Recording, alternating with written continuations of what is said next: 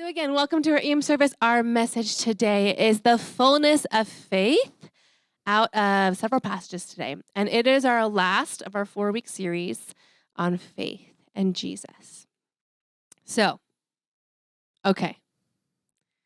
Who knows? This is important information, y'all, okay? Because what is a girl's best friend according to, I don't know, who sings that song? A boy is a girl's best friend. That is correct. Okay, diamonds are a girl's best friend, right? So, what are the most important things about a diamond? Do you guys know?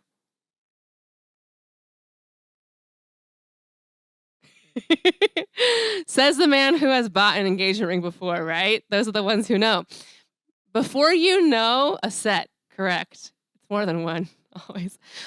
Before you get engaged, you don't really know this information. There are 4 C's to diamonds. Okay? Now, what's the one that everybody knows, that everyone thinks is the most important, but it's not always the most important? Carat. What does carat mean? Not the eating carrot. It's actually weight. How heavy is it? Okay? So carat is a size. Now, people want like the biggest diamond, apparently. I think that's dumb because your hand is heavy. That's not dumb, correct.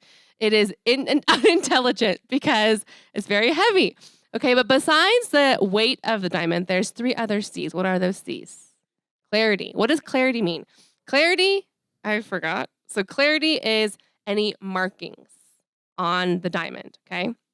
So it goes from flawless to like very, very small inclusion, very small inclusion. There's like all these different ranges, okay? So if it's flawless, it can be small, but if it's flawless, it's going to be really expensive because it's pretty rare to get a flawless diamond. Every diamond has something with it, okay? And that's part of like what makes it unique. So that's clarity. There's color is the next one. It can go from like white to yellow. So the more white it is, the more sparkly it is. And then cut is how it's cut. If it's cut like too shallow, the light won't shine. If it's cut too deep, the light won't shine. It has to be cut perfect for the light to shine, okay? So 4 C's, diamonds. I don't know why, I just educate you on that. But the most important thing is not the 4 C's, but there are 4 C's of faith. So what are those? Okay, the last one is not a C, as you will see. However, there are 2 C's in the word, so that felt like it counted. I could not think of another synonym. I actually like Googled it, but there was not one that fit. So the 4 C's of faith. Okay, when I see the word faith, we often talk about or think about like, oh, just who's done like the trust fall exercise? You've done that? I have trust issues apparently, because I will be the catcher. I will not be the one who falls. Okay, even as a kid, I couldn't do it. Or you know those like exercises in like school where you partner up and one person's blindfolded and one person has to like guide the person through school. I don't know why teachers do the same thing every generation. However, that's like an exercise on like trust or like following directions, you know? So we think about that, right? When we think about faith, I think you think about like blind faith, or you think about like just trusting somebody. Now, today I want to talk about faith, which is our last part of our series. But that faith is not actually blind faith, right? Like if you know there's nobody behind you, are you going to fall? That is unintelligent, correct? Okay? If you know the person behind you is your mortal enemy, are you going to fall? No, right? Like if you know that, you're not going to do that because you don't actually trust, right? So faith is not actually blind. It's not. That's like kind of like I feel like it's like a mistermed word in our like culture. Faith is not blind. Faith is always informed, right? Like, you know, gravity exists because you've learned that. Well, you learn it the hard way when you're a kid because you know you like fall over and you bonk your head or whatever. But we like know we're informed. Faith is similar. So the 4 C's of faith, just as important as a diamond, okay? But the first C is comprehension. You can't just not know something. Like, if I ask that stranger down the street to trust fall catch me, that is unintelligent because I don't know that person. What if that person thinks it's hilarious to like see people get hurt? I don't know. I don't know about anything about that person, right? Like, you have to know something and understand something to begin to have faith in something or someone. Right? Like you have to have some knowledge, some awareness. But it can't just end there because I can know something about something or somebody, But the next level of faith is conviction. And that's what's really, really important. See, on Sundays here, what I'm aiming for is comprehension. That's part of it. Because you do have to know about God to begin to trust him, right? You have to know about him to be able to live for him. So that's what Sunday is to gather, to hear about Jesus so that I could be more aware. But it can't end there. Because you can know about a lot of things, but that doesn't make it like a part of your life, you know? Who remembers calculus? That's right. Nobody, apparently, unless you're in high school.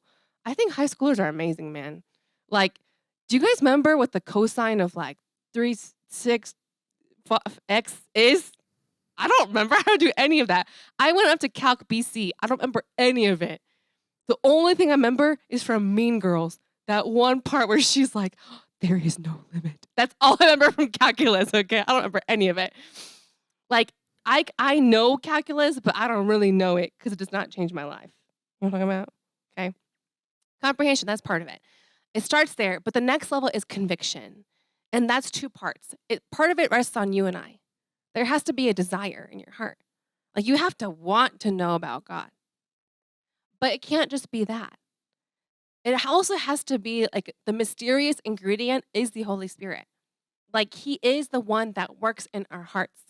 But he works in our hearts as we allow him into our hearts. Do you see what I'm saying? So that conviction, that's what I pray for each of you. But can I make that conviction happen in each of you? No. That is on you and on the Holy Spirit. Like, it is a work of God that changes hearts, truly. The older you get, the more you realize people do not change very easily. Like, there has to be a major conviction, a major something in their lives for people to actually change. And often I think it's the work of God moving in someone's heart to really change someone's life. Because only an act of God can change someone's heart usually. Whether or not that person believes in God, God is still working and moving. And that conviction can only come from him. But it can't just end there. Because the next level is in confession. Internally, externally. And confession meaning like, you believe in this so much, you're willing to tell people about it. You're willing to talk about it. Who's met like a really good salesperson? Like a really good salesperson. You know what I'm talking about? Okay. You're eye shopping, you know? You're just like, I'm going to spend zero money at this place. And you walk into a store and dude, that person sucks you in with something. You're like, wow, they can make me sell my soul. That's how good they are at selling something, you know? Like, don't do that. But the point being like that, like so good because you know who the best salespeople are? The people who really believe in what they're selling. Like they do, like it has changed their life. And so they're like giving it to you. I mean, they're making you pay for it. But the point being like, they really do believe in it. You know what I mean? Like there's something different when it's changed that person's life and they talk about it. You know what I mean? Like that level of change is a different level of faith. And last but not least, the C of acceptance. Do you hear that? There's both C sounds in acceptance, okay? But the idea of I'm making it mine, like I'm going to receive the gift. I'm going to receive the gift that he's given to me and make it personal. Now, let me ask you, where are you on that journey? It's not just linear. It's not just, oh, I come on Sunday and I hear it. And oh, my heart is, it's not just linear. You kind of go through all the different changes and phases all throughout your life. And you cycle through it again and again. That's why it's beautiful with God, because you can never get like tired of him. You can never get bored of him because there's always something to learn and know about faith and about him. So let me ask you, where are you on that journey? Which C are you at? Faith, again, it's not blind. It's based on true historical facts of the existence of Jesus on this earth, his death, his resurrection, and the transformative power of what he's done in millenniums, like many, many years throughout history, people whose lives have been changed because of Jesus. You can't discount that. You can't discount that. So today, we're going to go into about faith. Look, think about those 4 C's. Where are you? Kind of curious, comprehension level, that's okay. Curious. Conviction, confession, acceptance. Now, let's go into today. It is about comprehension today, but I want us to take a better look at what faith is. Again, it's not just blind. You don't walk into it. So don't think about your faith in God as being blind. That's being unintelligent, okay? Like, you need to be informed. You need to know what it means to actually have faith in Jesus. And so there's 3 R's. Y'all, I just got on my teacher kick today, okay? There's 3 R's. So here's the first one. It's righteousness from God. That's what faith does. When we have faith in Jesus, we get his righteousness. We get his righteousness. Let me ask a question. Who's ever been in a funk? You know what I'm talking about?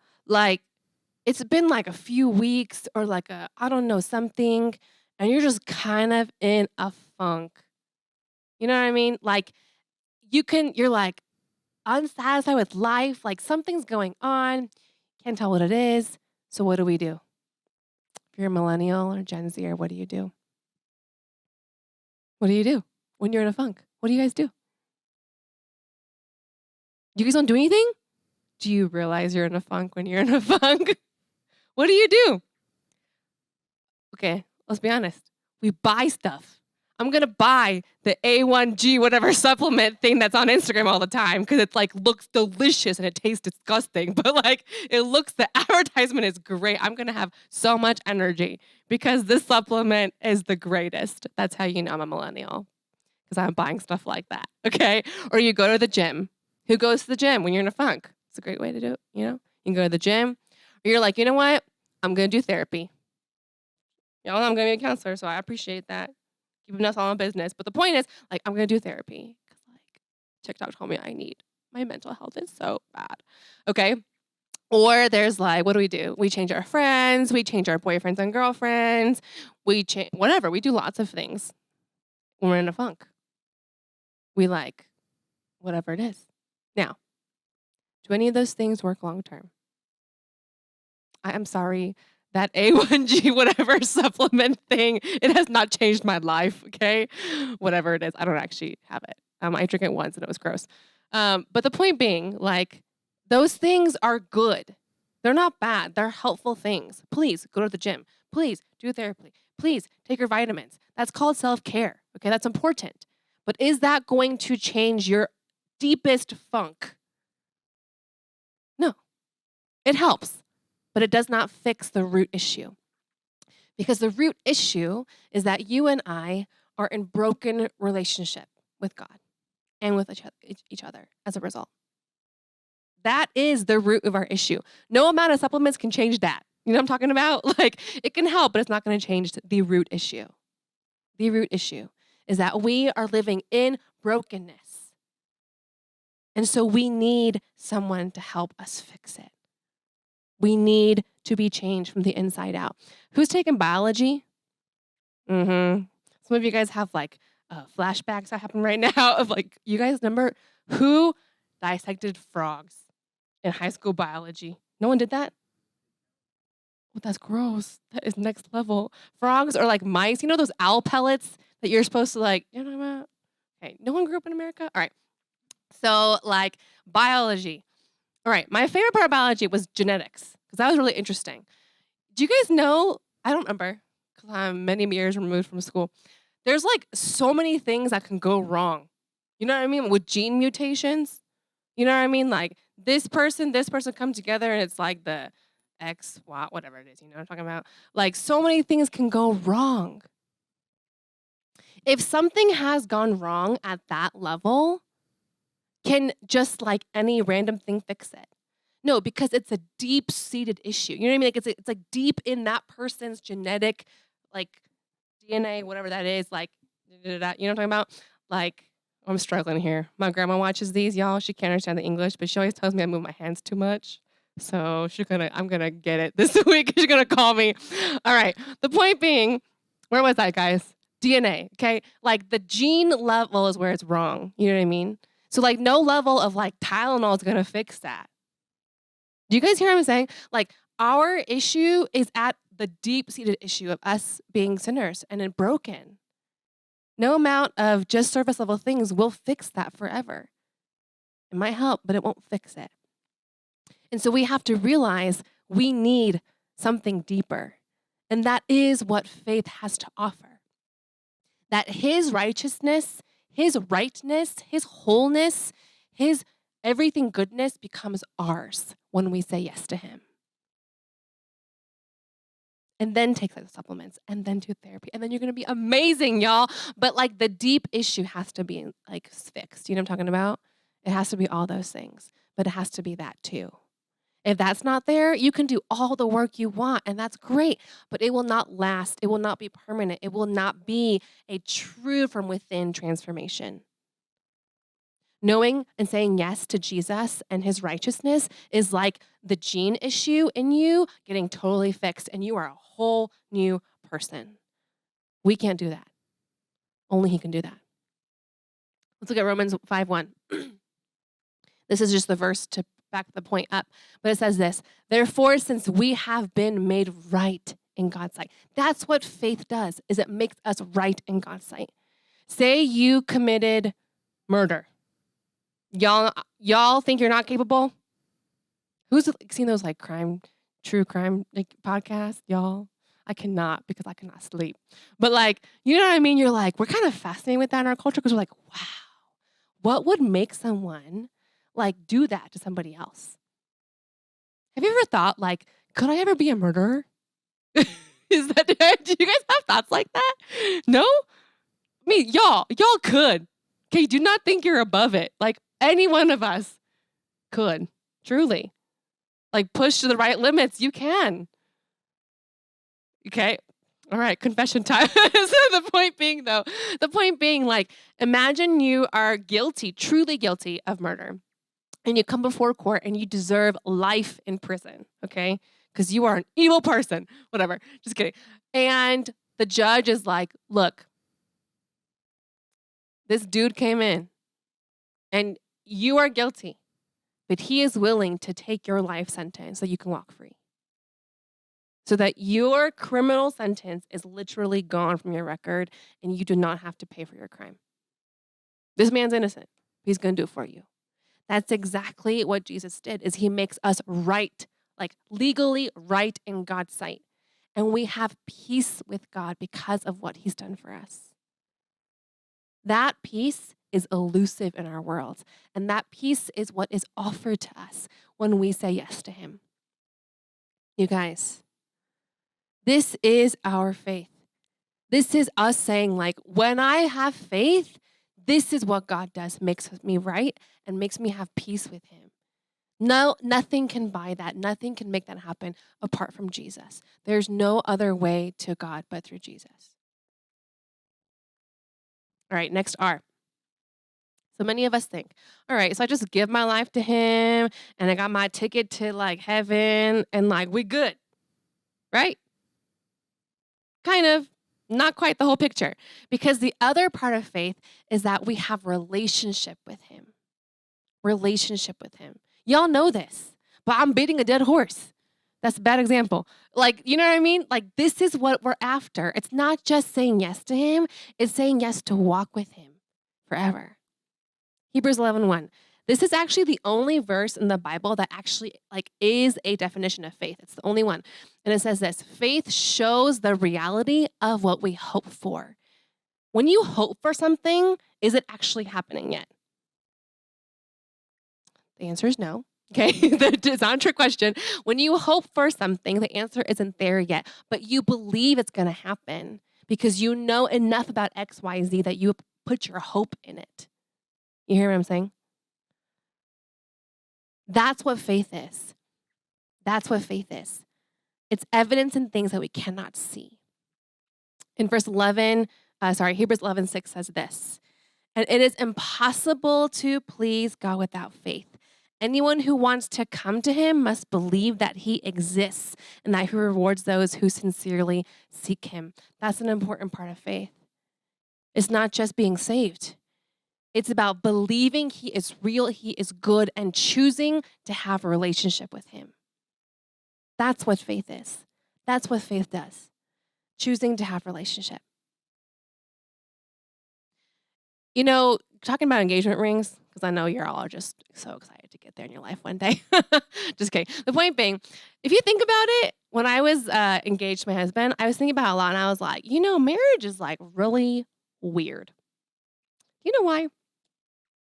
Because isn't it strange that I'm going to look at this man, and y'all, he had so much less white hair, Then if you've seen the pictures of us, we both look so rested. That's what we look like, so well rested. But I looked at him at 20, I was 25, he was 27. Some of you are getting close to there.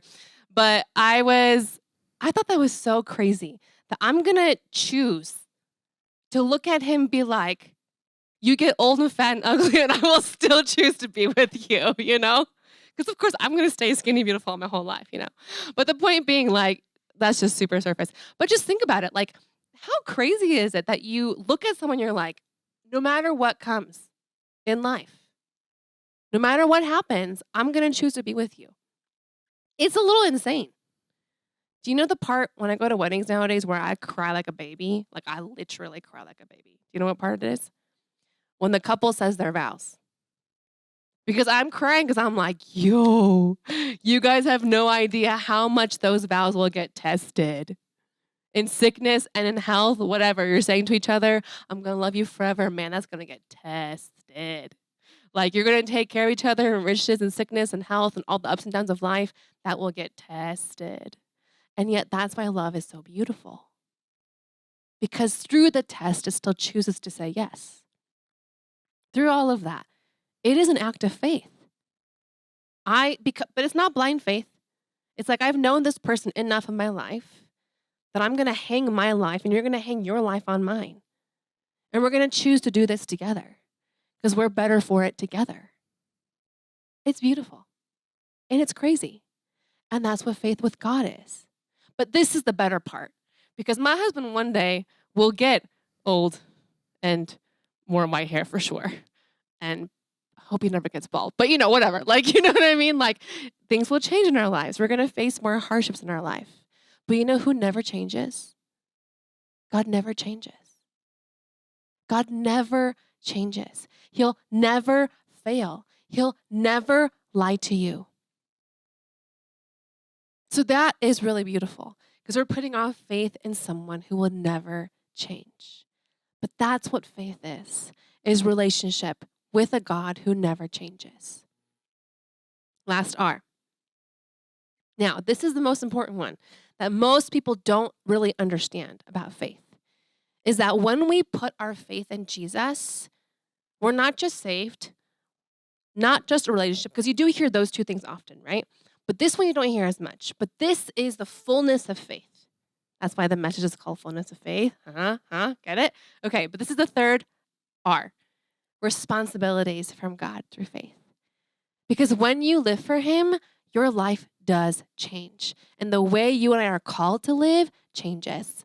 And your desire to live for Him changes. Because that's what faith does. James 2:14. Super famous passage about faith. And James here says this. Remember, this is Jesus' half-brother. In James 2:14, he says, what good is it, dear brothers and sisters, if you say you have faith but don't show it? Can that kind of faith save anyone? And he goes on to give this example. He's saying, look, you see someone on the street, okay, your brother, your sister in faith, and they are dying and they are cold and they are hungry. And you go to them and you say, hey, I see your pain. Must suck. I hope you live a warm, blessed life. And you walk on. He's like, that is what faith is if you don't do anything about it, right? He's saying, don't live like that. In verse 17, he's saying, faith by itself isn't enough. Just talking the talk isn't enough. Unless you do what you're supposed to do, faith is dead. He's saying, don't just talk the talk, walk the walk. Do what it is that you know faith calls you to do. Now, I'm going to say it again. You being good, you doing all the right things is not what saves you. That's not how it works. The world will tell you that. Lots of other religions tell you that. If you do enough good things, it negates all the bad things, right? That's what most religions say. Like you do 10 good things or you do these things, it will get you to eternity or whatever it may be. Christianity is really crazy because it says no matter what you do, nothing's going to fix it. You got to hang your life on Jesus because only he can do that. So it's your faith, trusting in him to save you. But at the same time, when we truly live for him, your life will change. Your life will change. And so the good things we do are the proof. It's the evidence that our life has changed, that we have given our life to him.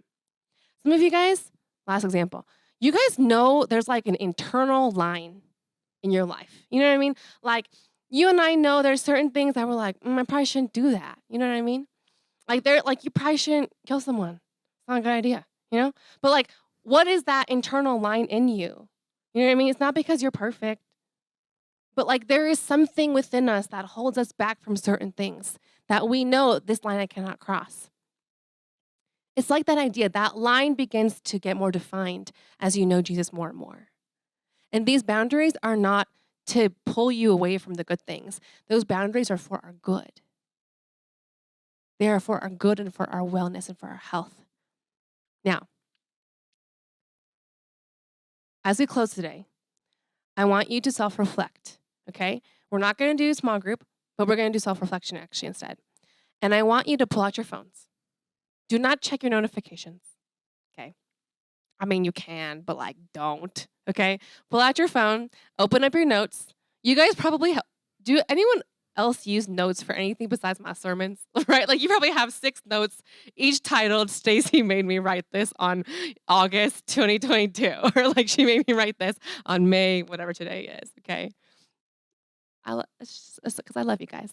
All right, so open up your notes on your phone. No one's going to see this. No one's going to ask you for it unless Nicole steals your phone, figures out how to lock it, get into your passcode, and looks at your notes, okay? But no one will see this. So we're going to pull up the questions right here. And I want you to actually think about this for yourself, okay?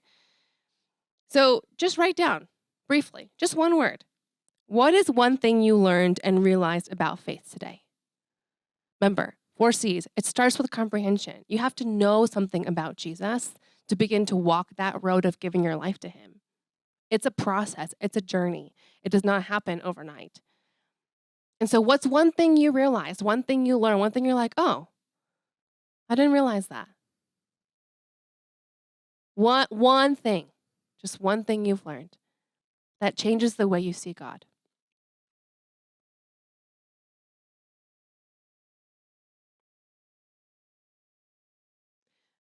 Second question, you're going to move at your own pace. But second one is one emotion you felt as you heard about faith today. Curiosity, excitement, courage, fear, doubt, sadness, gladness, joy, freedom. Is that a feeling? Yes. If you don't know your feeling words, Google feelings wheel. It will pull up lots of feeling words for you, okay?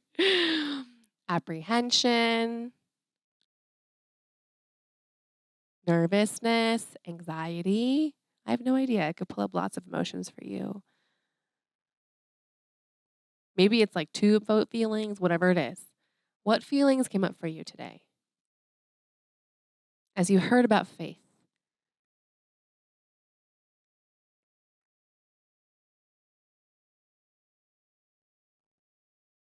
Sam's Googling feelings wheel right now. I know it. Okay, question number 3. What is one thing about your faith and God that you can tell the person sitting next to you? You don't have to actually tell them, but think about, like, if you were to tell them something about God and your faith walk right now, what would you say to them? What would you tell them?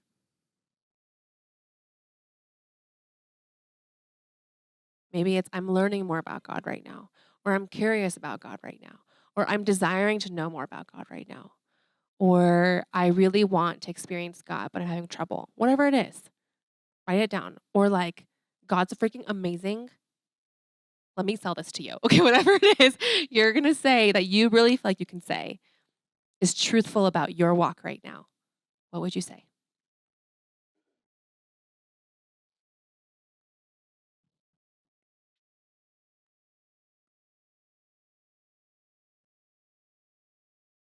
Okay, and last one. If you could pick, okay, this one was fun because the last one's about like acceptance and like it's about like open hands. I was like, oh my gosh, if you could pick one hand emoji, look at your hand emojis. There's so many hand emojis. If you could pick one to describe how you're responding to God's gift of salvation, which one would you pick? Hopefully, it's not the middle finger. However, that is an option. But like open hands, praise hands, prayer hands, what is it? How would you say you are in relation to God's gift of salvation right now? Just pick one emoji. The emoji you pick might tell me what generation you're from. However, which one would you pick? This question I might ask actually of you guys which ones you pick because I'm curious.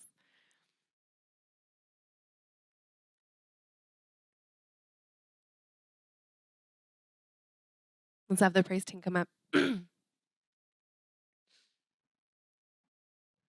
One day I hope that when you look at your phone notes, which the next time is probably going to be when I ask you to open it up again, but when you open it up, I hope that you look at it and you see that faith is a journey. You will not always be where you are right now. Hopefully, you will have grown, it will have changed. Faith is a journey, it's a process, it's a cycle. So I encourage you to be patient with yourself. Be patient with yourself because God is worth really trusting and knowing for yourself. Not because this crazy lady is always up here talking about him, but because he is worth it in your life. That journey is worth it to know him, but you have to walk that journey. You know what I mean? You have to walk that road. I can give you all the comprehension. I can pray for all the conviction. And yet, that choice still rests on you. But don't make it so hard on yourself.